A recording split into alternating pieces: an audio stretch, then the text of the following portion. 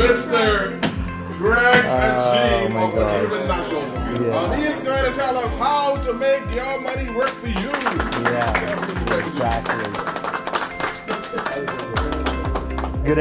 Good morning still. How's everyone today?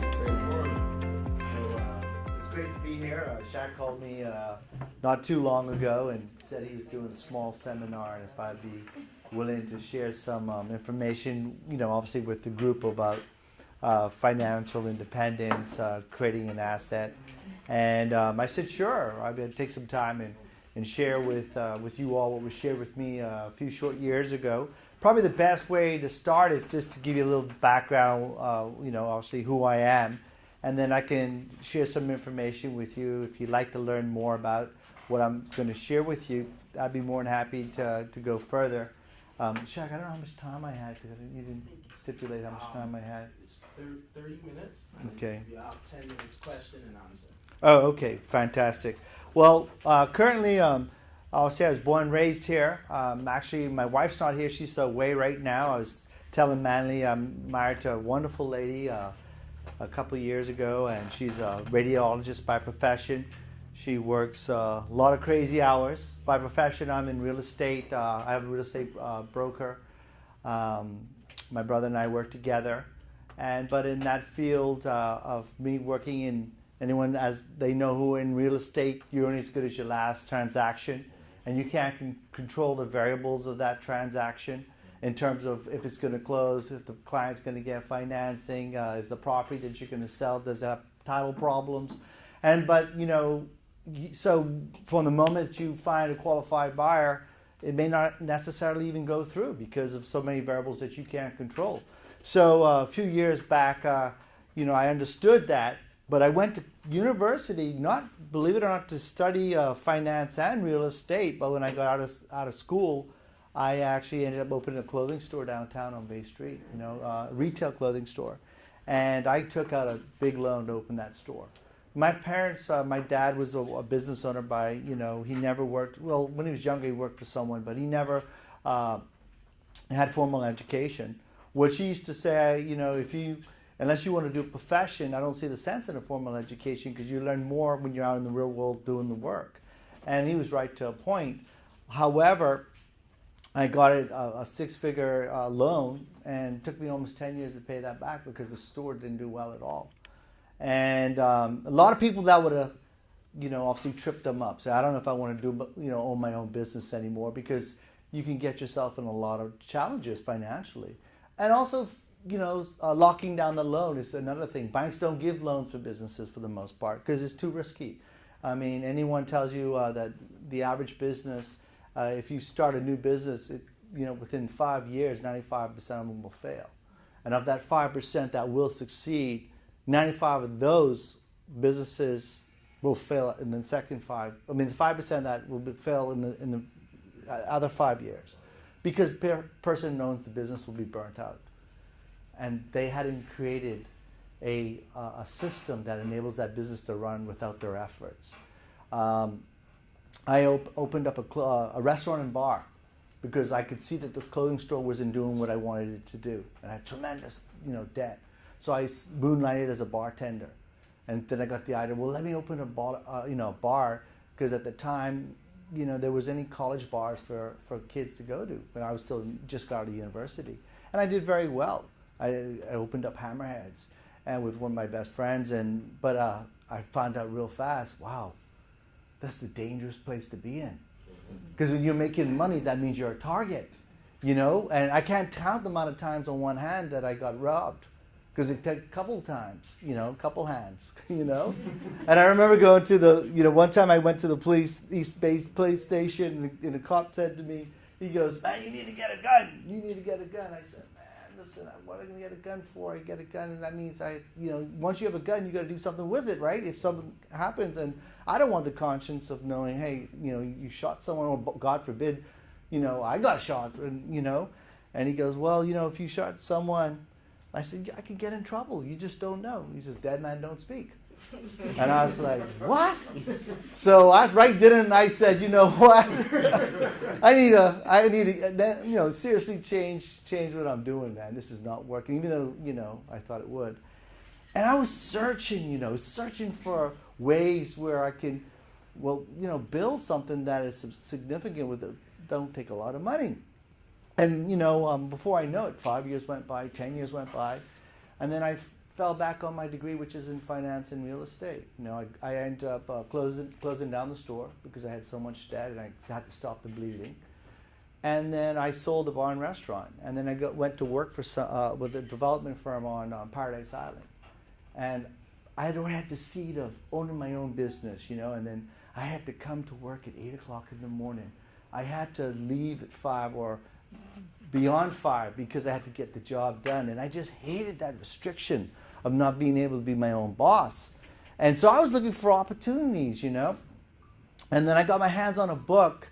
I'd go inside the bookstores and I said, okay, go into self-improvement business, section of the bookstores in the States. And I came across this book called Rich Dad, Poor Dad. I don't know if you ever read that book. What the rich teach their kids about money that the poor and middle class do not.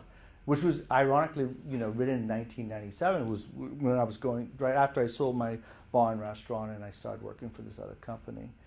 And man, I couldn't put that book down. How many of you all read that book? Pretty much everybody, right? But when you read Rich Dad, Poor Dad, my question to you is, what did you do with that information? Back when that was written, I saw myself on every page.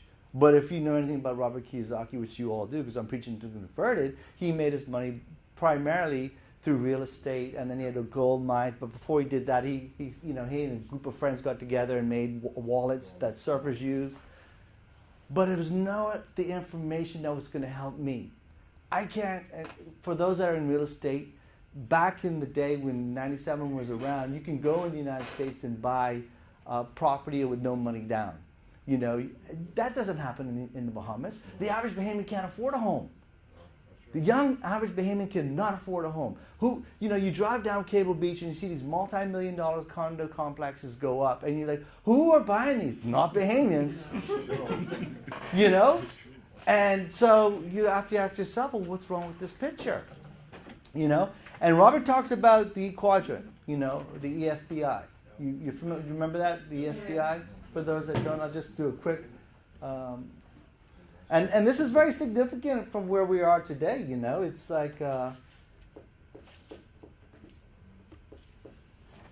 to school, get good grades to get a good what?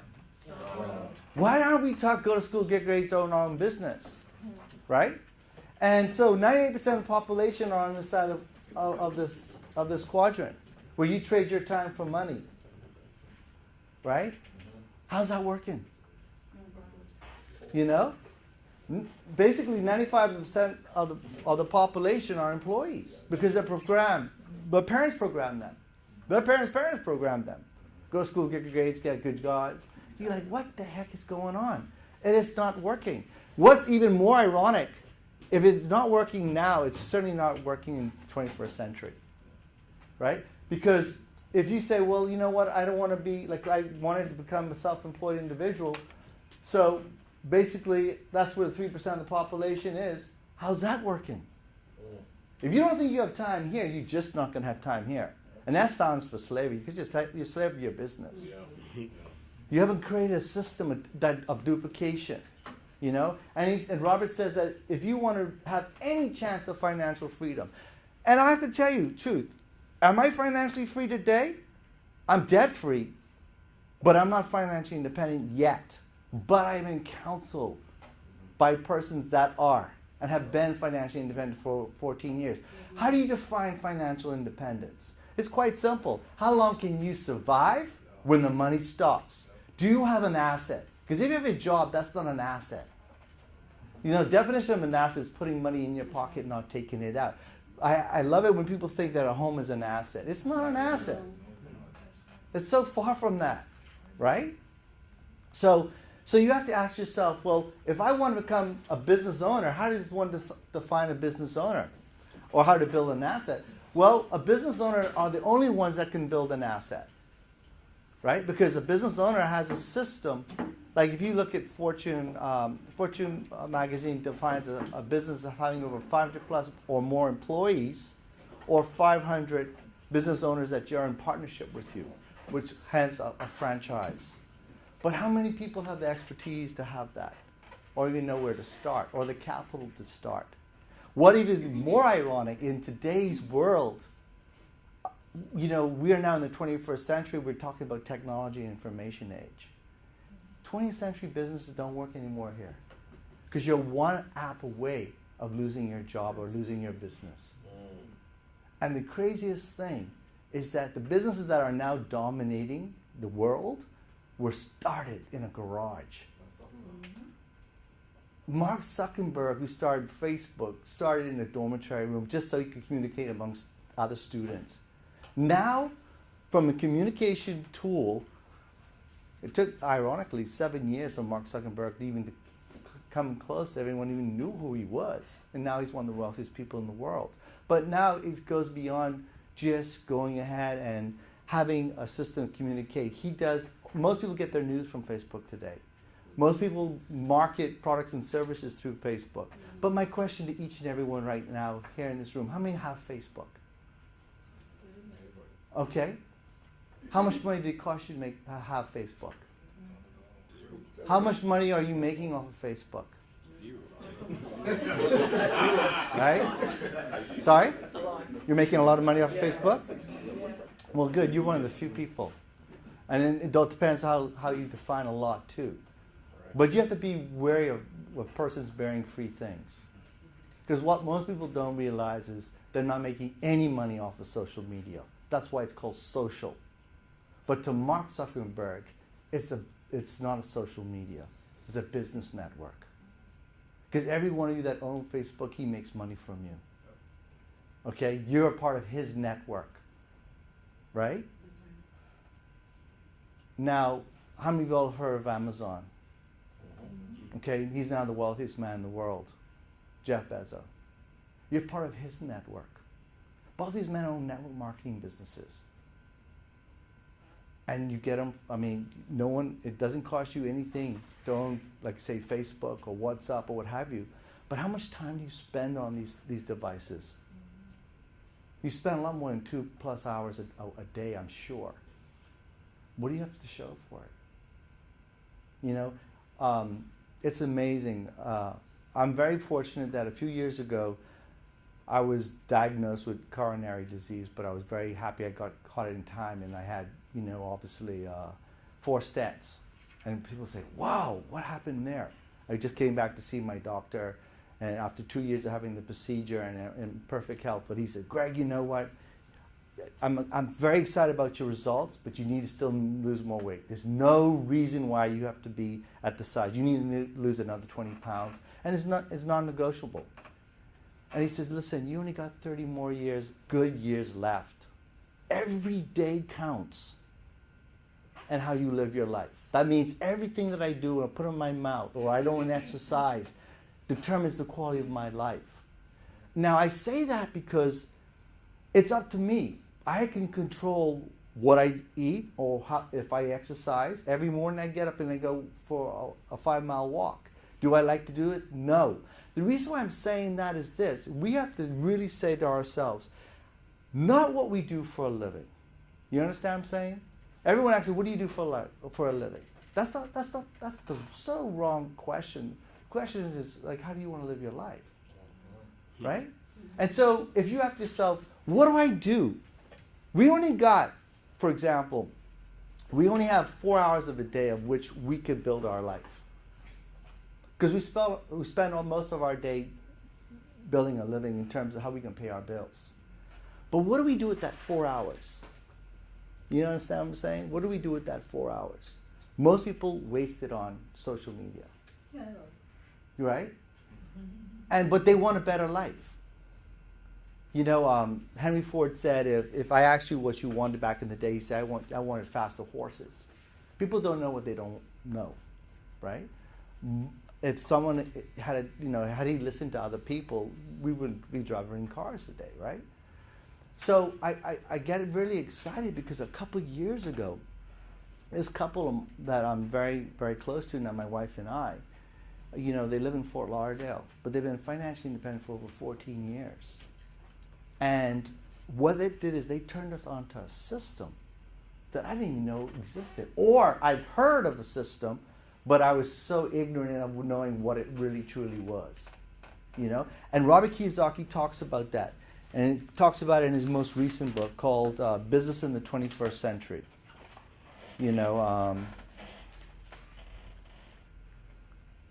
this is the book here. Unlike Rich Dad, Poor Dad, he gives you the absolute vehicle and what you can do outside of your current employment, whether you work for a company or you own your own self-employed business. Because like I say, if you're here, like these people are persons that could be real estate agents, could be doctors, could be lawyers. God forbid something happens to your ability to perform the service. The average person is 3 months away of being not able to self-sustain themselves. Now, you have to position yourself to where you want to start to build an asset. And that's what Robert Kiyosaki talks about. He talks about that in the Business in the 21st Century. But more importantly, he talks about how you have to be able to position yourself to be able to be coached and mentored by someone who is where you're, you know, where you want to go. You understand? And he says that you can do it today. You can do it today, and there's systems that are available and they are out there. The question is, are you open-minded enough?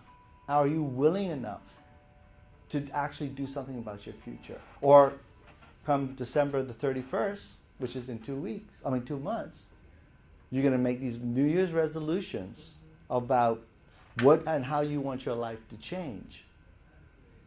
And you have to ask yourself that question, did I make this resolution last year?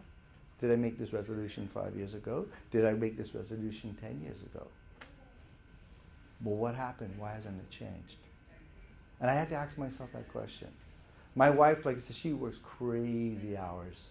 She used to work at Doctor's Hospital, and her contracts now came to renewal. And we made a decision because of the choices that we've made that she was no longer going to work there. We're going to go and help her start her own ultrasound business, portable ultrasound business. So it's called Bahamas Mobile Ultrasound, okay?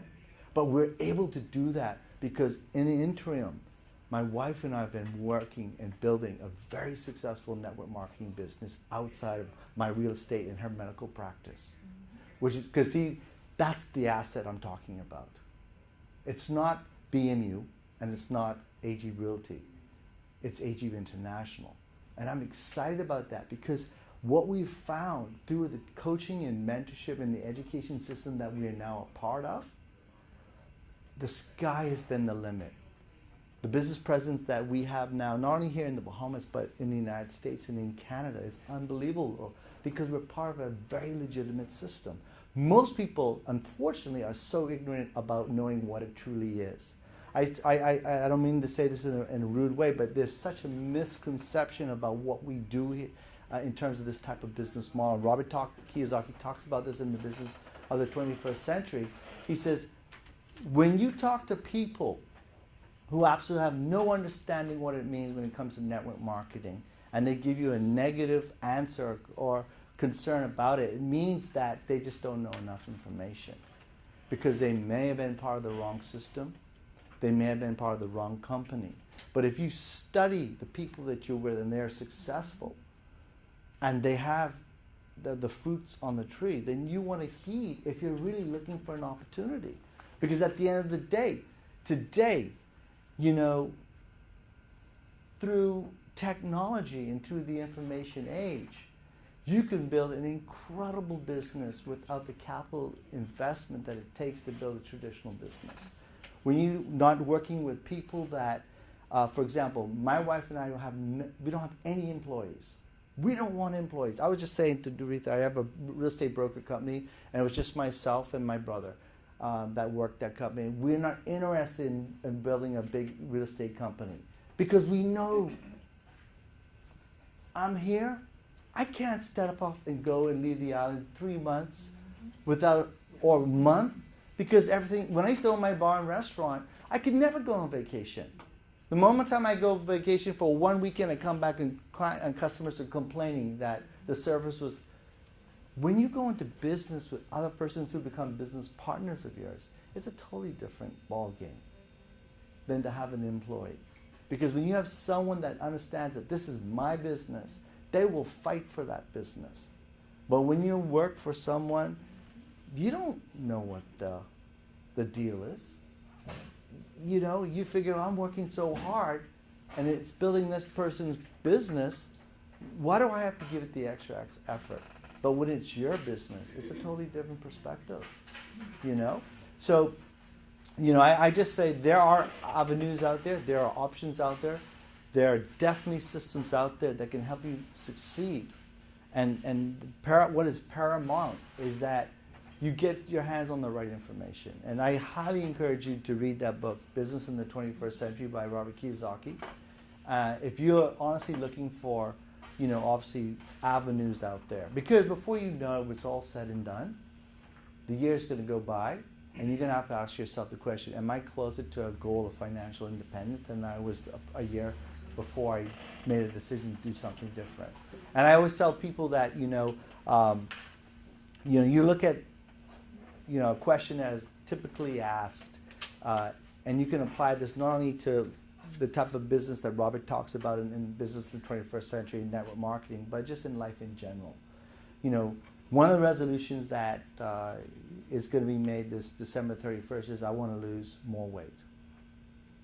That's definitely going to be the resolution. So you say, okay, what's the first thing I'm going to do? Well, okay, I'm going to go on a diet and I'm going to go to the gym.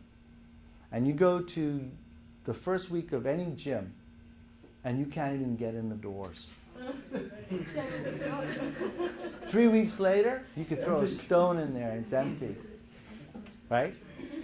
And so you have to ask yourself, how serious are you about wanting to change in your life? Because the only way you get a change is to make that change. You know? But I think my time is up. Yes. You know, and yeah, so I'll take any questions or that any of y'all may have right now, and then once I take those questions, we can go from there. Yeah. I'll get you. Yes, ma'am.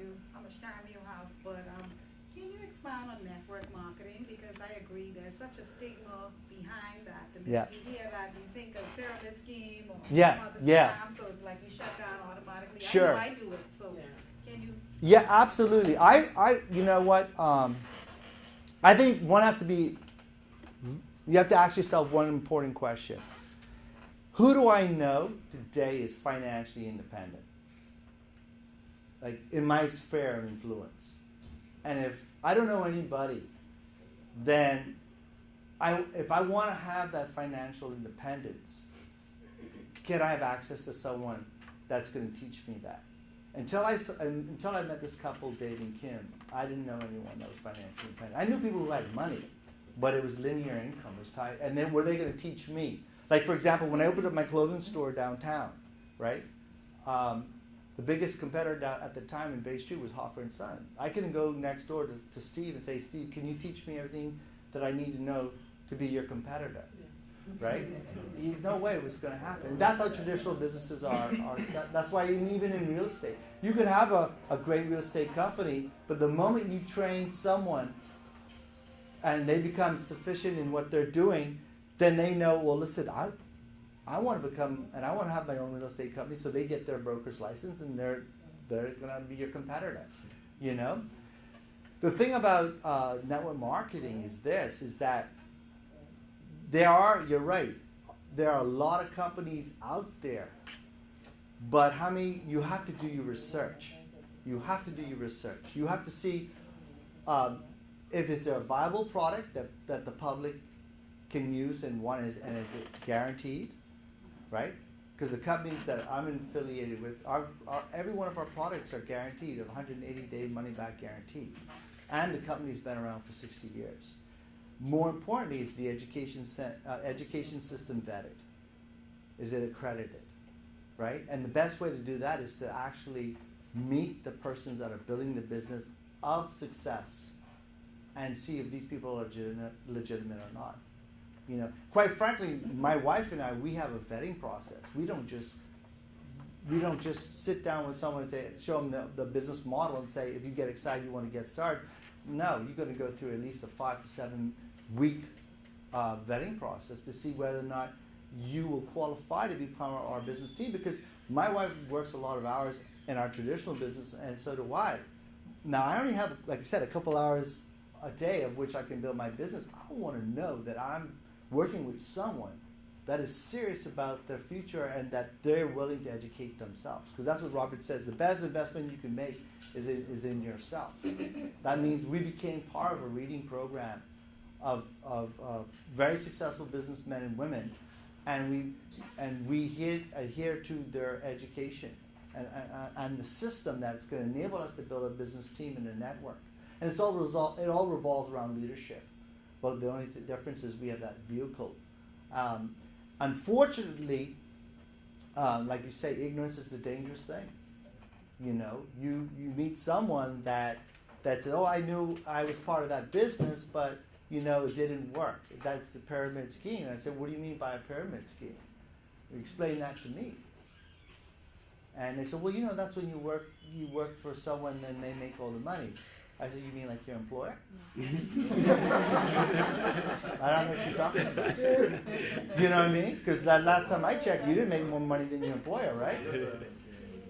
But I said, with the business that I'm a part of, there are persons in our organizations that make more money, even though it's 100% dependent upon your work ethic and your work effort.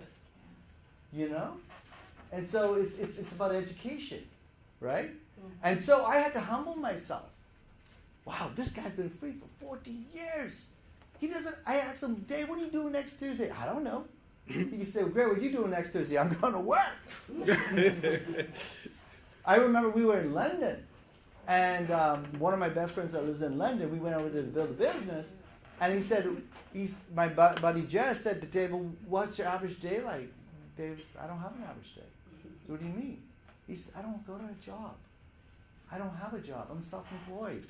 If I decide I want to be in Canada and be with some of my business partners in Canada, I get on a plane and go to Canada." That's incredible. And think about this, today's technology, and you're not restricted. If I wanted, as a real estate agent, wanted to build a business in Florida, a real estate business in Florida, you know what kind of red tape I have to go through?